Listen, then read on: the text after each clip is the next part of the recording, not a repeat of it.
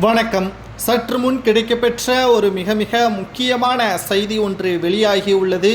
அனைத்திந்திய அண்ணா திராவிட முன்னேற்ற கழகத்தில் வெடித்த பூகம்பம் 2026 வரை அதிமுகவில் மிக மோசமான நிகழ்வுகள் நடைபெறலாம் என்றும் 2026 சட்டமன்ற தேர்தலில் அதிமுக போட்டியிடாமல் தவிர்க்கலாம் என்ற அரசியல் வல்லுநர்களும் தற்பொழுது கருத்துக்களை வெளியிட்டு வருகிறார்கள். ஒரு தொகுதியில் 15 முதல் 40 கோடி வரை செலவு செய்ய வேண்டிய அனைத்து நிர்வாகிகளுக்கும் அழுத்தத்தை எடப்பாடி கொடுத்து வருகிறார். குறிப்பாக வேட்பாளராக நிறுத்தப்படக்கூடியவர் முழுமையாக செலவிட கூடிய தகுதி உள்ளவரா என்பதும் எடப்பாடி தற்பொழுது ஆலோசனை செய்து வருகிறார். ஒரு பக்கம் திமுக இன்றிலிருந்தே பிரச்சாரத்தை தொடங்கி வருகிறது.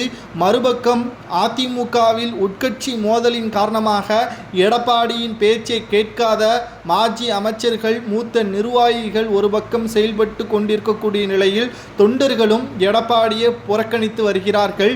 2026 சட்டமன்ற தேர்தலுக்கு முன்பாகவே அதிமுகவில் மிகப்பெரிய ஒரு பூகம்பம் வெடிக்கும் என்று அரசியல் வட்டாரத்தில் பேசப்படுகிறது. மறைந்த முதல்வர் ஜெயலலிதா அவர்களுக்கு பிறகு தொடர்ச்சியாக நடைபெறக்கூடிய ஒவ்வொரு நிகழ்வுகளும் அதிமுகவில் பதற்றத்தை தான் கொண்டு வந்துள்ளது. சமீபத்தில் கூட முன்னாள் அமைச்சரான வேலுமணி அவர்கள் பாஜகவின் எம்எல்ஏவை சந்தித்துள்ளார். இது அதிமுகவே பரபரப்பை ஏற்படுத்தியிருக்கிறது.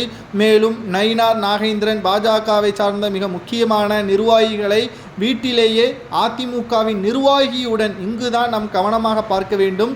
வேலுமணி தனிப்பட்ட முறையில் சந்தித்தால் குடும்ப நிகழ்வு என்று கூறலாம்.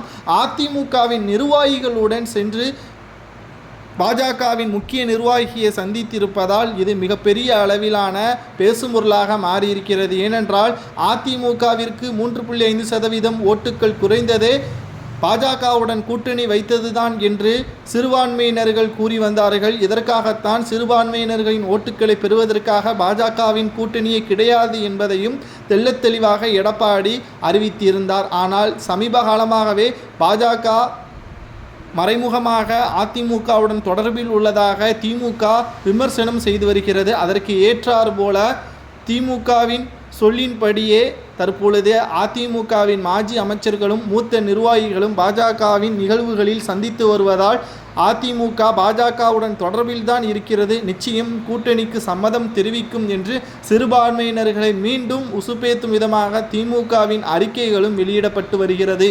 இதனால் நிச்சயம் 2026 தோல்விதான் என்றும் சமூக வலைதளங்கள் பரவ